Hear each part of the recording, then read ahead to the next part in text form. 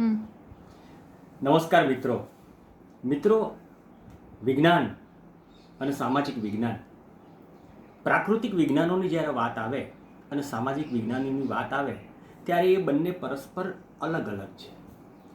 પ્રાકૃતિક વિજ્ઞાનોની જ્યારે આપણે વાત કરતા હોઈએ અને જે વૈજ્ઞાનિક શોધખોળો થાય એને કારણે સમાજ જીવન ઉપર એની ઘણી મોટી અસર પડતી હોય છે. પણ વિજ્ઞાનના જે સૂત્રો છે, વિજ્ઞાનના જે સિદ્ધાંતો છે, વિજ્ઞાનની જે વાત છે એ એવા જ દૃષ્ટિકોણથી થઈ હોય છે કે એની અંદર ભાષા અને સમજણનો બહુ મોટો સવાલ આવે. આપણે એક જ દાખલો લઈએ, E=mc², બહુ જાણીતું સૂત્ર, કે બર્નોલીનું સમીકરણ, આ પણ બહુ જ જાણીતું સૂત્ર. પણ આ બંને સૂત્રોની આપણે વાત કરતા હોઈએ તો સમાજ જીવનમાં આ વિજ્ઞાનના નિયમો છે એ કઈ રીતે લાગુ પડે છે, અથવા તો સમાજનો કોઈ સભ્ય, ખાસ કરીને સમાજની મહિલાઓ, એ મહિલાઓ આ વિજ્ઞાનના સૂત્રને જાણ્યા વગર પણ કઈ બાબત જાણી જાય છે એ પણ આપણે સમજવા જેવું છે. જેમ કે જે પેલી સૂત્રમાં એવી વાત થઈ કે પીળી જ્યોત કરતાં ભૂરી જ્યોત વધારે દાહક હોય છે. હવે તમે થોડાક વર્ષો પહેલાંના સમયગાળામાં જુઓ, કારણ કે અત્યારે તો કોઈ પણ ઘરમાં ચૂલા સળગતા નથી, પણ થોડાક વર્ષો પહેલાં કેરોસીનના સ્ટવ અને ચૂલાઓ હતા. આ ચૂલાઓ ઉપર આપણને વડીલો એવી સૂચના આપતા હતા કે જ્યારે આપણે એને અગ્નિથી પેટાવીએ, લાકડા હોય, છાણા હોય કે કોલસા હોય કે કેરોસીન વાટે જ્યારે અગ્નિ પેદા થતો હોય ત્યારે ધ્યાન એવું રાખવાનું કે શરૂઆતમાં વાસણ મૂકવાનું નહીં. તો કે કેમ વાસણ મૂકવાનું નહીં? તો કે એટલા માટે વાસણ મૂકવાનું નહીં કે જે શરૂઆતની જ્યોત હોય એ પીળા કલરની હોય, પીળા રંગની હોય, એ તમારા વાસણને કાળાશ વધારે આપે, ગરમી ઓછી આપે, એટલે થોડીક વાર પછી મૂકવાનું. એટલે આપણી મહિલાઓ, આપણી માતાઓ જે છે એ બહુ જ સરળતાથી આ વૈજ્ઞાનિક નિયમો સમજી ગયા હતા. પણ આવી સમજણ લગભગ આપણે ત્યાં ડેવલપ ઓછી થઈ છે. વિજ્ઞાનના સહારે સમાજના જુદા જુદા નિયમો દાખલ કરવા હોય તો એ સમજણ આપણે ત્યાં વિકસી નથી. ગુજરાતનું એક આખું આપણે જો ચિત્ર જોઈએ, તમે સોશિયલ મીડિયાની વાત કરો તો પણ ભલે, અને તમે વર્તમાન પત્રની પૂર્તિઓની વાત કરો તો પણ ભલે, કે તમે કોઈ પણ દિવાળી અંક જુઓ તો પણ ભલે, કોઈ પણ પ્રિન્ટ કે ઇલેક્ટ્રોનિક મીડિયાની આપણે વાત કરતા હોઈએ ત્યારે મોટે ભાગે આપણે ત્યાં લેખો અને કથાઓનું તત્વ હંમેશા પ્રેરણાત્મક જ વાત હોય, મોટિવેશનલ લખાણો જ વધારે પડતા હોય. આમ કરવું જોઈએ, તેમ કરવું જોઈએ, અને ધર્મ અને સમાજ જીવનની વાતના એ લોકો બહુ જ મોટા જાણકાર હોય, સમાજ વિજ્ઞાની હોય, એવી રીતે વાતો થતી હોય દોસ્તો. પછી એ બેટી બચાવોની વાત કેમ ના હોય? પછી એ કોઈ પણ ધાર્મિક પાખંડ દૂર કરવાની વાત કેમ ના હોય? પણ વૈજ્ઞાનિક દ્રષ્ટિકોણથી લખાણ આપણે ત્યાં ઓછું આવે છે, એ એક મહત્વનો મુદ્દો છે દોસ્તો. એટલે આપણે મોટિવેશનલ સ્પીકરની પણ બહુ જ મોટો ફાલ આવ્યો છે. બહુ જ મોટી એ બાબતની અંદર આપણે જોઈએ છે કે ઠેર ઠેર મોટિવેશનલ સ્પીકર્સની બોલબાલા હોય એવી રીતે રોજે રોજ જોઈએ છે, અને સોશિયલ મીડિયાએ તો કેટલાય મોટિવેશનલ સ્પીકર્સ આપી દીધા. પણ આ બધા વચ્ચે ગુજરાત પાસે જો ખૂટતું હોય તો એ ખૂટે છે કે ગુજરાતે વિજ્ઞાન કથાઓને લગભગ સ્થાન નથી આપ્યું, અને વિજ્ઞાન કથાઓમાં જે વિદ્યાર્થીઓ છે એ પ્રાથમિક શાળાથી લઈને ઉચ્ચ શિક્ષણ સુધી જાય ત્યાં સુધી વિજ્ઞાન કથાઓ બહુ જ ઓછી વાંચી હોય છે.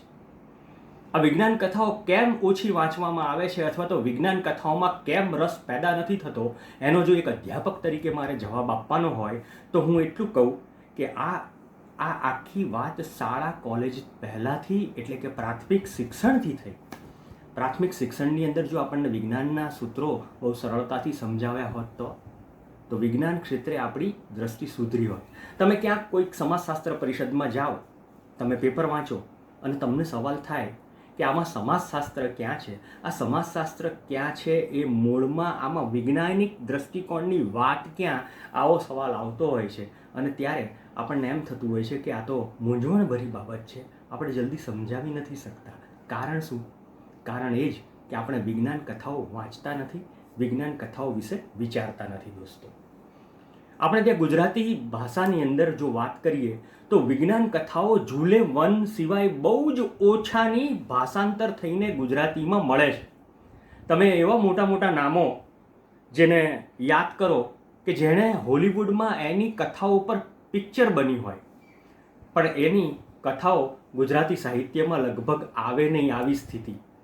આઇઝેક એસિમોવ એવું જ નામ, અને એવા જ નામ ઉપરથી ઘણી બધી આપણે વૈજ્ઞાનિક કથાઓ આપણે જોઈ છે. મૂળ તો એની વાત આજના આપણા વક્તા દેવાંગ છાયા કરવાના છે. હા, આજના વક્તા દેવાંગભાઈ છાયા છે. દેવાંગભાઈ કરે છે શું? તો દેવાંગભાઈ શું કરે છે એનો જો મારે જવાબ આપવાનો હોય તો દેવાંગભાઈ એ ફાર્માસ્યુટિકલ ક્ષેત્રે ઘણા વર્ષો સુધી સેવા આપી અને અત્યારે પોતાની નિજાનંદમાં, પોતાની મસ્તીમાં રહેનારો વ્યક્તિ છે. પોતાની મસ્તીમાં વાંચનારો અને વિચારનારો એક યુવાન છે. હું યુવાન એટલા માટે કહું છું કે એ સતત પ્રવૃત્તિશીલ અને સતત નવા અને ઇનોવેટિવ આઈડિયા સાથેની વાતો કરે.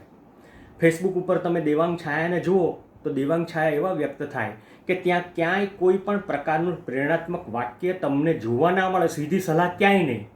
પણ દેવાંગ છાયાના આખા કર્તૃત્વમાં એવું આવે કે પેલું રસ્તો બંધ હોય ને સાઇનબોર્ડ આવે કે આગળ રસ્તો બંધ છે, પણ પછી કોઈ જાય અને ખરેખર બંધ હોય પાછો આવે તો એનો વાંક છે દેવાંગ સાઇનબોર્ડની જેમ વર્તે છે. અને આજે એ આપણી સમક્ષ લઈને આવ્યા છે નાઇટફોલ. એટલે સરસ મજાની વાત નાઇટફોલ અને નસીબદાર પૃથ્વી ઉપર. આઇઝેક એસિમોવે આ વિજ્ઞાન કથા લખી હતી દોસ્તો. વિજ્ઞાન કથાઓની અંદર બહુ સ્વાભાવિક ઓછું ખેડાણ થયું છે, ત્યારે આપણે અગાઉના 5 દિવસ જુદા જુદા વિષયો ઉપર કે જે સમાજને સ્પર્શે ખરા, સમાજશાસ્ત્રની સાથે નિસ્બત પણ ધરાવતા હોય, પણ અલગ પ્રકારના વિષય હોય ને અલગ પ્રકારના વ્યાખ્યાનો હોય, એ લોકોને જ આ વેબિનારમાં આપણે પ્લેટફોર્મ ઉપર લાવ્યા છે. આવો જ એક પ્રયાસ આજે દેવાંગ છાયા થ્રુ કરવાના છીએ. મને આશા છે કે મારા પરમ મિત્ર દેવાંગ છાયાની વાતોમાં તમને મજા પડશે. થેન્ક યુ દોસ્તો. અને દેવાંગનો પણ હું આગોતરો આભાર માનું છું કે આવા સરસ મજાના વ્યાખ્યાન માટે તે થોડીક મોકળાશ કરી આપી, અને ખાસ તો એવું કે સમયસર તે આખું અમને આ વ્યાખ્યાન સરસ મજાની રીતે સમજાવ્યું. Thank you. જય વિજ્ઞાન.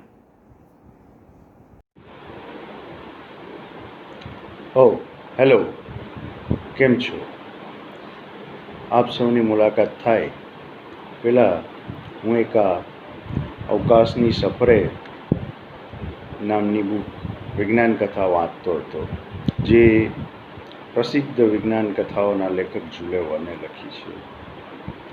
કમનસીબે આપણે ત્યાં ગુજરાતીમાં બહુ જ ઓછી વિજ્ઞાન કથાઓ લખાઈ છે, અને તેનાથી પણ ઓછી જુદી જુદી ભાષાઓની વિજ્ઞાન કથાઓનું ભાષાંતર થયું છે. એક છે જુલે વર્ન, જેનું મૂળ શંકર ભટ્ટ, રઈસ નાયક જેવા ઘણા બધા લેખકોએ ભાષાંતર કર્યું છે, પણ તેના સિવાય બીજું કોઈ જોવા મળતું નથી. સફારી જેવા મેગેઝિન છે કે બુધવાર કે રવિવારની પૂર્તિમાં આવતા વિજ્ઞાન ઉપરના જુદા જુદા લેખ જોવા મળે છે. ટીવી સિરીઝ જોવા મળે છે, ફિલ્મો જોવા મળે છે, પણ આપણે ત્યાં ગુજરાતીમાં વાંચન તો થાય છે, પણ વિજ્ઞાન કથાઓને એટલું બધું મહત્ત્વ આપવામાં આવતું નથી.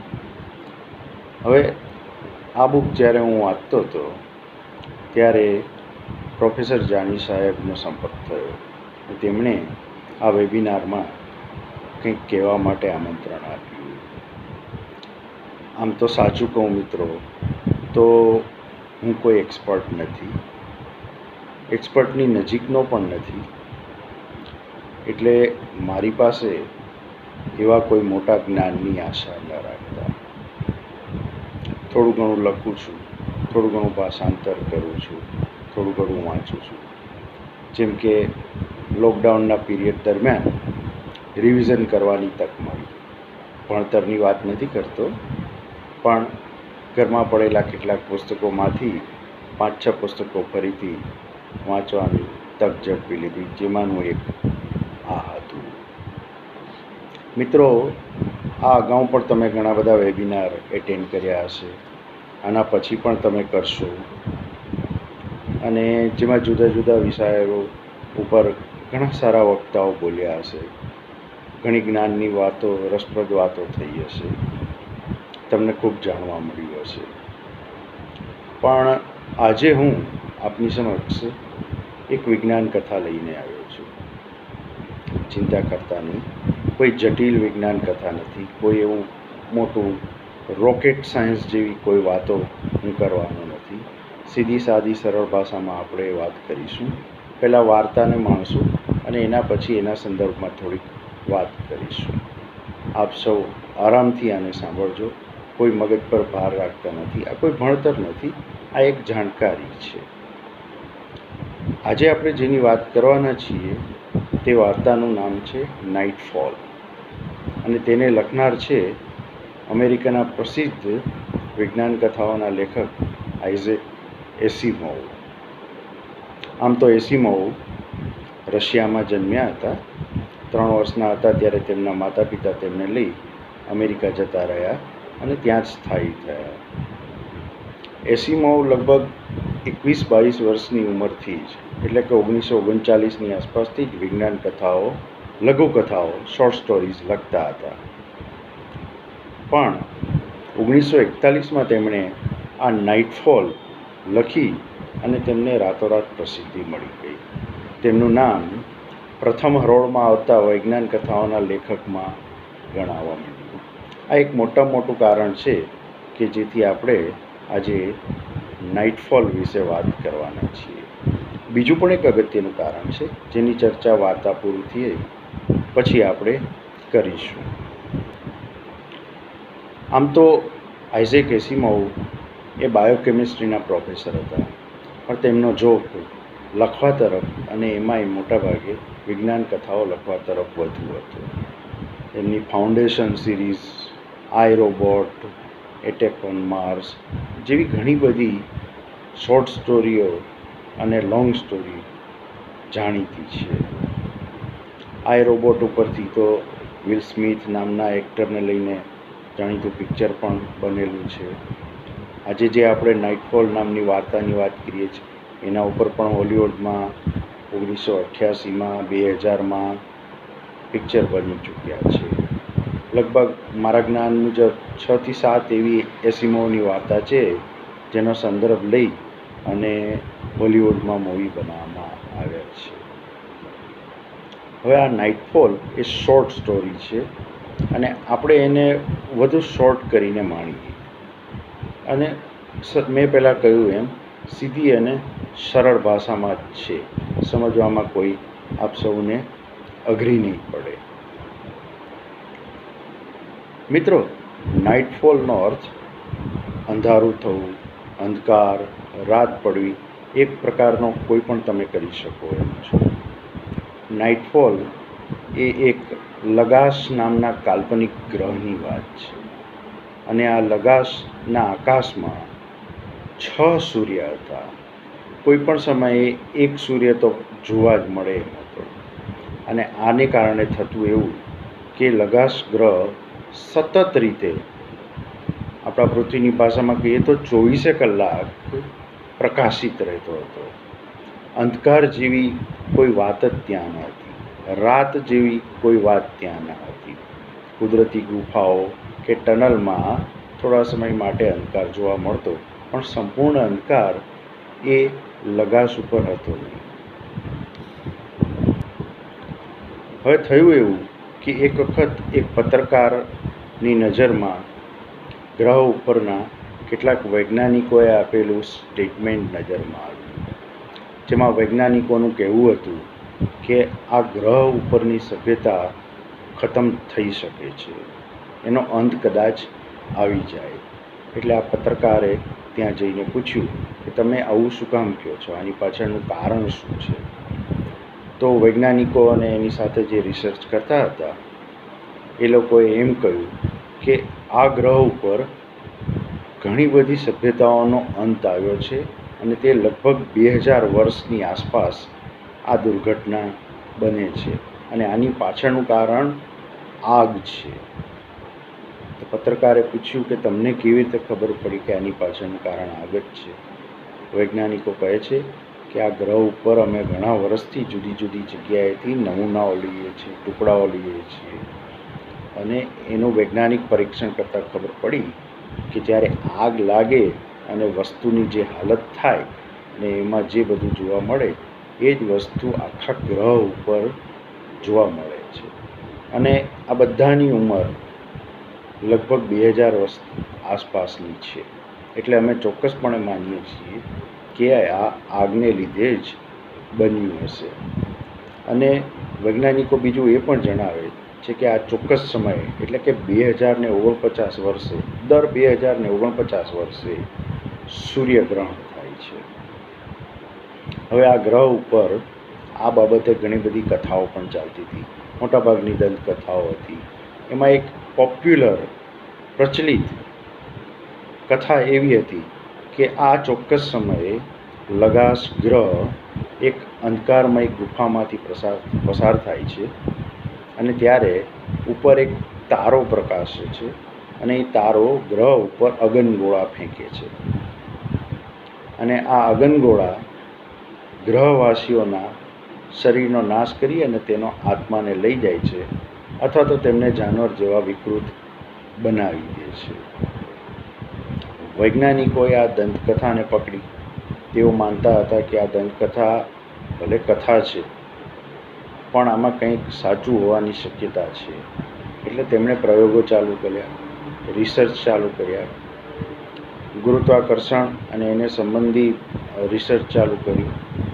તો તેમને ખબર પડે છે કે લગાશ ગ્રહ ઉપર 6 સૂર્ય સિવાય પણ બીજી કોઈ વસ્તુનું ગુરુત્વાકર્ષણ લાગુ પડે છે. ગણતરીઓ આગળ વધારે છે એટલે તેમને ખબર પડે છે કે આ તો એક લઘુ ગ્રહ ચંદ્ર છે જે આકાશમાં છે પણ 6 સૂર્યની રોશનીને લીધે તેમને દેખાતો નથી. આ ઉપરથી તેમની ગણતરી આગળ ચાલે છે અને તેઓ આ બધી ગણતરીઓના અંતમાં એવું નક્કી કરે છે કે એવું બન્યું હશે કે એવું બનશે કે આકાશમાં જ્યારે દર 2049 વર્ષે એક સૂર્ય હશે ત્યારે આ ચંદ્ર તેની આગળ આવી જશે અને સંપૂર્ણ સૂર્યગ્રહણ થઈ જશે, જેને કારણે લગાશ ગ્રહ ઉપર અંધકાર છવાઈ જશે. હવે આપણે જેમ જોયું કે આ ગ્રહ તો સતત પ્રકાશિત રહેતો હતો. ગ્રહવાસીઓને અંધકારનો કોઈ અનુભવ જ નહોતો. લગાશ ગ્રહ ઉપર તબીબી ક્ષેત્રે અને મનોવિજ્ઞાન ક્ષેત્રે પ્રયોગો થયા હતા. તેમાં જાણવા મળ્યું કે દરેક ગ્રહવાસીને અંધકારનો ભય છે. 15 મિનિટથી વધુ સમય માટે જો કોઈને અંધારામાં રાખવામાં આવે તો તેનું મગજ અસ્થિર થઈ જતું હતું અથવા તો તે મરી જતો હતો. અને આ ગ્રહણ તો કલાકો સુધી ચાલવાનું હતું. હવે વૈજ્ઞાનિકોએ છેલ્લે એવું તારણ કાઢ્યું કે આગળની બધી જ સભ્યતાઓનો અંત આ ચોક્કસ સમયે કઈ રીતે થયો હશે. તો તેમણે જણાવ્યું કે ગ્રહણ થતું હશે, અંધકાર છવાઈ જતો હશે, ગ્રહવાસીઓ અંધકાર માટે તૈયાર નથી, આટલા લાંબા સમયના અંધકાર માટે બિલકુલ તૈયાર નથી હોતા. એટલે તેઓ અફડાતફડીનો માહોલ આ ગ્રહ ઉપર સર્જાઈ જતો હશે. લોકો પાગલ થઈ જતા હશે. પ્રકાશના સ્ત્રોત માટે રીતસર વલખા મારતા હશે અને છેવટે આ પ્રકાશ વધુને વધુ પ્રકાશ મેળવવા માટે તેઓ નાની મોટી આગ સળગાવતા હશે. એક આગ, 2 આગ, મોટી, એનાથી મોટી દાવાનળનું સ્વરૂપ લેતા હશે અને અંતે એવું થતું હશે કે આ આગ કાબુ બહાર થઈ જતી હશે અને ધીરે ધીરે તે 1, 2, 3 કરી બધા જ ગ્રહ ઉપરના નાના મોટા શહેરોને ભરખી જતી હશે. એમાંથી જે પણ કોઈ લોકો બચી ગયા હશે તે બધા લગભગ માનસિક અસ્થિર જેવા હશે અને તેમની ગાંડી ગેલી ભાષામાં આ બધી દંતકથાઓ તેમની પછીની પેઢીને, નાના છોકરા છોકરીઓને સંભળાવતા હશે કે ગ્રહ અંધકારમય ગુફામાંથી પસાર થાય છે, તારો આવે છે જે અગનગોળા ફેંકે છે અને ગ્રહવાસીઓને મારી નાખે છે. વૈજ્ઞાનિકો એમ માનતા હતા કે આ સમય ફરી આવી રહ્યો છે અને અત્યારે જે સભ્યતા છે તે પણ ખતમ થઈ જશે. વૈજ્ઞાનિકો આ જે સભ્યતા ખતમ થવાની ચેન હતી, જે સાયકલ ચાલતી હતી, તેને તોડવા માગતા હતા. તેઓ પ્રજાને બચાવવા માગતા હતા. વૈજ્ઞાનિકોને એ પણ શ્રદ્ધા હતી કે જો આ ગ્રહણનો આપણે ઊંડો અભ્યાસ કરશું તો આપણને એની પાછળનું કારણ જાણવા મળશે કે શું બને છે, શું બની શકે એમ છે. અને જો કારણ ખબર પડે તો ઉપાય પણ મળી આવે અને પછી સભ્યતાને બચાવી શકાય એમ છે. પણ હકીકત એ હતી કે વૈજ્ઞાનિકો તૈયારી વગરના હતા. કારણ કે તેમણે ક્યારેય કે તેમની પેઢીએ ક્યારેય આકાશમાં 6 સૂર્ય સિવાય બીજું કોઈ જોયું નથી. બીજું આકાશમાં કંઈ દેખાતું ન હતું. કોઈ તારાઓ કે ગ્રહો વિશે તેમને કોઈ ખ્યાલ જ નહોતો. એટલે તેમની તૈયારી પણ પૂરેપૂરી ન હતી. તેઓ એમ જ માનતા હતા કે આ આપણો ગ્રહ છે, આ 6 સૂર્ય દેખાય છે, એ જ આપણું બ્રહ્માંડ છે. કદાચ તેની આજુબાજુ બીજા 1-2 સૂર્ય હશે, એનાથી વધુ તેવું કંઈ તેઓ માનતા ન હતા. તેઓ એમ જ માનતા કે આપણી સૃષ્ટિ જે છે એ આટલી જ છે. પણ હકીકત એ હતી કે લગાશ ગ્રહ તારા અને ગ્રહોની ગીચતાવાળા કેન્દ્રની નજીક હતો. જે દિવસે સૂર્યગ્રહણ થવાનું હોય છે એ દિવસે વૈજ્ઞાનિકો શહેરની બહાર આવેલી વેધશાળામાં જઈએ છે અને ત્યાં તૈયારી કરીને બેસે છે બધી જ રીતની. સૂર્યગ્રહણ શરૂ થાય છે. સૂર્યગ્રહણ આખું પૂર્ણ થાય છે અને ગ્રહ ઉપર અંધકાર છવાઈ જાય છે. જેવો અંધકાર છવાઈ જાય છે એવું આકાશ 30,000થી વધુ તારા, ગ્રહો અને બીજા અનેક સૂર્યોથી ચમકી ઉઠે છે. આવી ધારણા, આવી કલ્પના વૈજ્ઞાનિકોએ કરી નથી. તેમના માટે આ અચંબિત અને આતંકિત કરી દે એવું દૃશ્ય હતું. વૈજ્ઞાનિકો આ જોઈને જ પાગલ થઈ જાય છે. તેમને ખબર પડી જાય છે કે લગાશ પોતાનો ગ્રહ તો સાવ તુચ્છ છે અને આ બ્રહ્માંડ તો ખૂબ જ વિશાળ છે. અને આકાશ પર નજર કરતાં જ તેમને ખ્યાલ આવી જાય છે કે પોતે કેટલા ખોટા હતા અને તેમની માનસિક અવસ્થા જ ખરાબ થઈ જાય છે. અને એ જ સમયે વેધશાળાની દૂર શહેરોની ક્ષિતિજો ઉપર ધીરે ધીરે આગના પ્રકાશ દેખાવાની શરૂઆત થઈ જાય છે. અને ફરી એકવાર લગાશ ગ્રહ ઉપર લાંબી અંધારી રાતની શરૂઆત થઈ જાય છે. એનો અર્થ એ થાય છે કે લગાશવાસીઓ જીવનમાં પહેલીવાર આટલો અંધકાર જોયો છે અને એના કરતાં પણ વધુ આકાશમાં આટલા બધા તારા, ગ્રહો અને સૂર્ય જોઈ અને તેઓ પણ આતંકિત થઈ જાય છે. અને પછી જે હાથમાં આવે એ બધું જ સળગાવી પ્રકાશને ઉત્પન્ન કરવાનો પ્રયાસ કરે છે. અને એ પ્રયાસમાં આ કાબુ બહાર જાય છે અને ફરીથી જે દર 2049 વર્ષે થતું હતું એ જ થાય છે. આઇઝેક એસિમોવની આ વાર્તા અહીં જ પૂરી થાય છે. આમ તો આ શોર્ટ સ્ટોરીમાં એસિમોવે ઘણી બધી માહિતી આપેલી છે. 6 સૂર્યોના નામ આપ્યા છે, એ કેવા હતા, કેવું છે. સતત પ્રકાશમાં રહેતો લગાશ ગ્રહમાં લોકો કઈ રીતે રહે છે એ બધું જ એણે જણાવ્યું છે. પણ આપણે જે જાણવું હતું એ આટલું જ હતું. તો આ એક મોટું કારણ એ હતું નાઇટફોલ કહેવાનું કે આ એક વાર્તા એવી હતી કે જેણે આઇઝેક એસિમોવને ટોચ ઉપર, પ્રથમ હરોળ ઉપર પહોંચાડી દીધા હતા. હવે જોઈએ બીજું કારણ. બીજું કારણ એ છે કે લગાશ ગ્રહ, તેની પરિસ્થિતિ અને તેનું જે થયું એની સામે આપણે પૃથ્વીવાસીઓ અને મનુષ્યો કેટલા બધા નસીબદાર છીએ. કારણ એ છે કે આપણે એક એવી જગ્યાએ છીએ, આપણી આકાશગંગા છે તેના કેન્દ્રથી ઘણા બધા દૂર છીએ, લગભગ 26,000 પ્રકાશ વર્ષ જેટલા દૂર છીએ. એનો ફાયદો એ થયો છે કે આપણું આકાશ પ્રમાણમાં સ્વચ્છ છે. તારાઓની કે ગ્રહોની એટલી ગીચતા નથી, એટલી ઘનતા નથી, જેથી અભ્યાસ કરવો હોય તો બહુ સરળતાથી કરી શકાય છે. બીજું મોટું કારણ એ છે કે આપણે એક જ સૂર્ય છે, આપણો લઘુગ્રહ પણ એક જ છે ચંદ્ર, અને બીજા નાના મોટા 7-8 ગ્રહો છે. આ બધા જ પ્રમાણમાં દૂર છે, એટલા બધા નજીક નથી.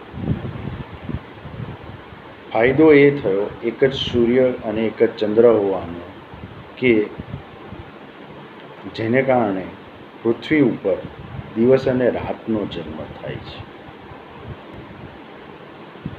આપણા વડવાઓએ સૂર્ય ઉદય, સૂર્ય અસ્ત, ચંદ્ર ઉદય, ચંદ્ર અસ્તની નોંધ રાખી, જેને કારણે દિવસ રાત જન્મ્યા અને પછી સમયનો પણ જન્મ થયો. આધુનિક સમયમાં સેકન્ડ, કલાક, દિવસ, અઠવાડિયું, મહિનો અને અંતે વર્ષ. અને આ જ ગણતરીઓ ઉપરથી આપણા વડવાઓએ ઋતુઓ નક્કી કરી, કઈ ઋતુ ક્યારે શરૂ થાય, ક્યારે પૂરી થાય, કેટલી ચાલે.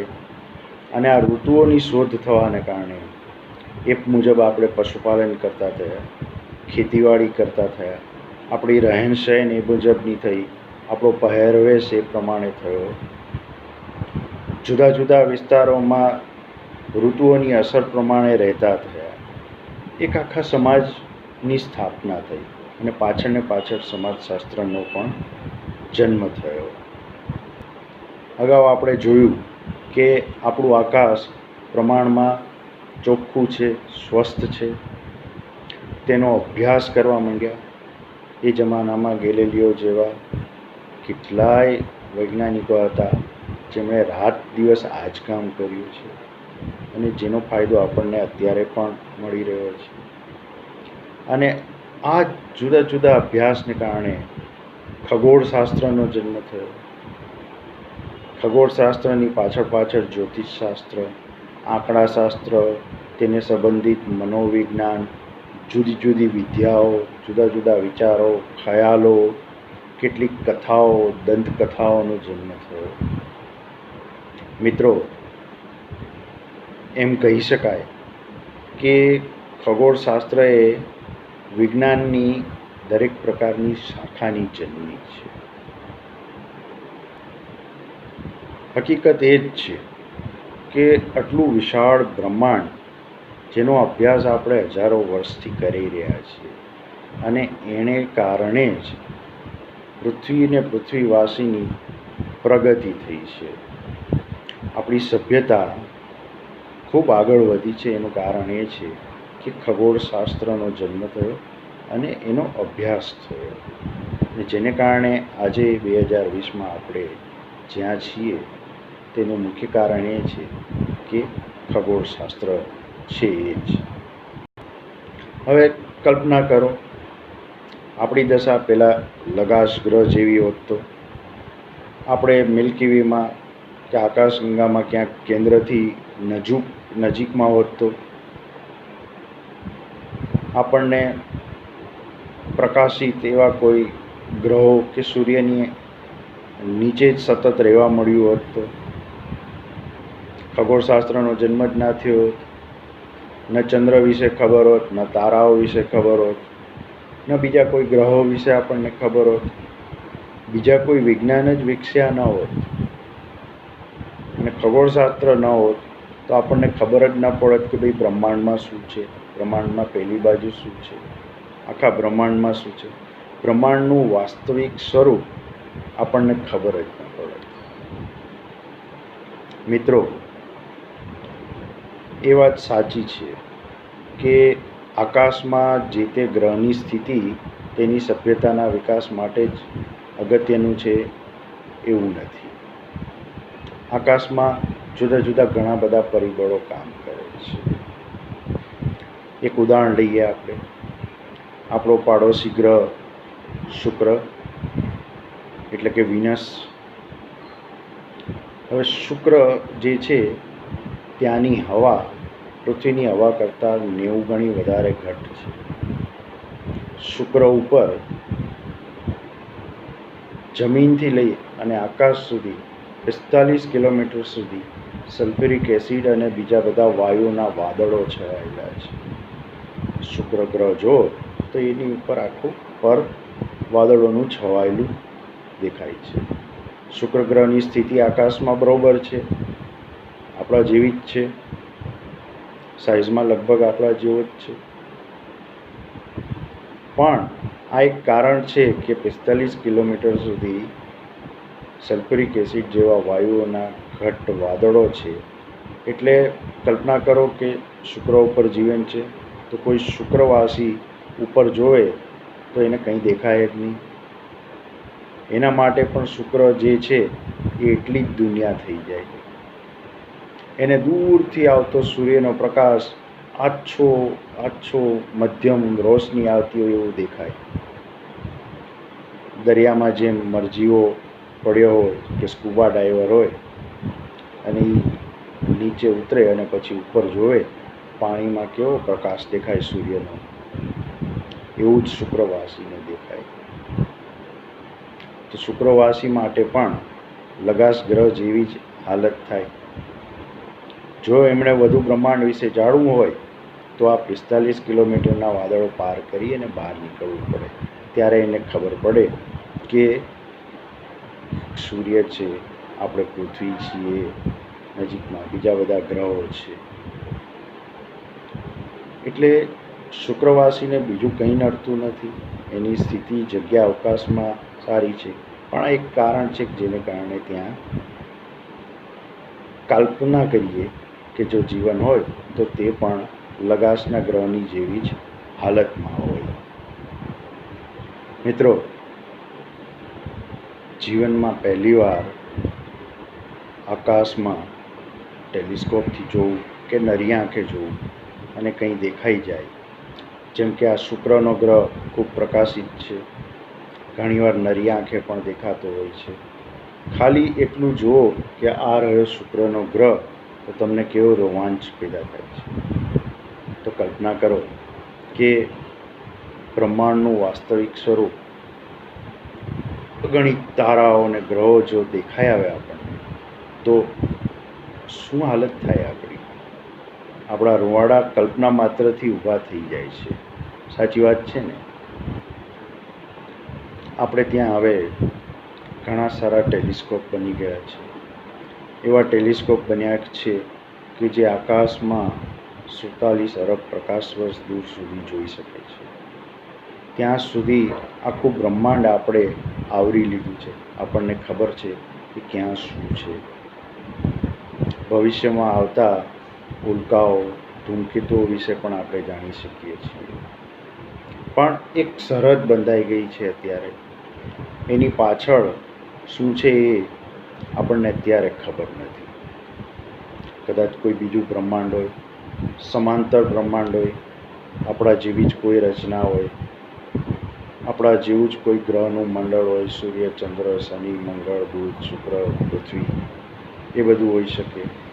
આપણા જેવી જ પૃથ્વી હોઈ શકે કે કોઈ અલગ પ્રકારનું બ્રહ્માંડ અસ્તિત્વમાં હોય. ક્યારેક એવો વિચાર આવે છે કે એવું કંઈક શોધાઈ જાય અને આપણે સીધા જ બ્રહ્માંડની સરહદ ઉપર પહોંચીએ અને પહેલે પાર નજર કરીએ તો શું જોવા મળે? કંઈક એવું જોવા મળે કે જે આપણે કલ્પના કરી ન હોય. આપણી કલ્પનાઓ અત્યાર સુધીમાં ક્યાંક વાંચેલી છે, ક્યાંક જોયેલી છે ફિલ્મો કે ટીવીમાં, ક્યાંક સાંભળેલી છે. આ બધી જ કલ્પનાઓથી અલગ રીતે જ એક નવું જ બ્રહ્માંડ આપણને જોવા મળે તો આપણી બધી જ કલ્પનાઓનો ત્યાં અંત આવી જાય. કલ્પનાઓનો આપણે પહાડ ઊભો કર્યો છે છેલ્લા 50-100 વર્ષમાં, એ ત્યાં તૂટી જાય અને આપણને પેલે પાર જે દેખાય તે તદ્દન રોમાંચિત કરી દે એવું હોય. સાચું કહું તો આતંકિત કરી દે એવું પણ હોઈ શકે. એવું કંઈક દેખાય કે આપણે આશ્ચર્યચકિત થઈ જઈએ, દિગ્મૂઢ થઈ જઈએ. સાચી વાત નહીં, પણ હકીકત એ છે કે જ્યાં સુધી બીજી કોઈ સભ્યતા એટલે કે એલિયન કે બીજા કોઈ ગ્રહ ઉપર જીવનનો કોઈ ઠોસ નક્કર પુરાવો આપણને ન મળે ત્યાં સુધી આ યુનિવર્સ બ્રહ્માંડમાં આપણે જ જીવસૃષ્ટિ છીએ, આપણે જ શ્રેષ્ઠ જીવસૃષ્ટિ છીએ એમ કહીએ તો પણ ચાલે. આ સાથે હું મારી આ વેબિનારને વિરામ આપીશું. આશા રાખું છું કે આપ સૌને આનંદ આવ્યો હશે અને ફરીથી જો મને તક મળી તો હું બીજી કોઈ રસપ્રદ વાત લઈ આપ સૌની સામે હાજર થઈશ. ત્યાં સુધી રજા આપો. અહીંયા પ્રોફેસર જાની સાહેબનો ખૂબ ખૂબ આભાર માનું છું, જેમણે મને તક આપી આપની સમક્ષ હાજર થવાની, અને આપ સૌનો પણ ખૂબ ખૂબ આભાર માનું છું, જેમણે આ વેબિનાર થ્રુ મને સાંભળવાનો લાભ લીધો. આપ સૌનો ખૂબ ખૂબ આભાર. Thank you very much. આવજો.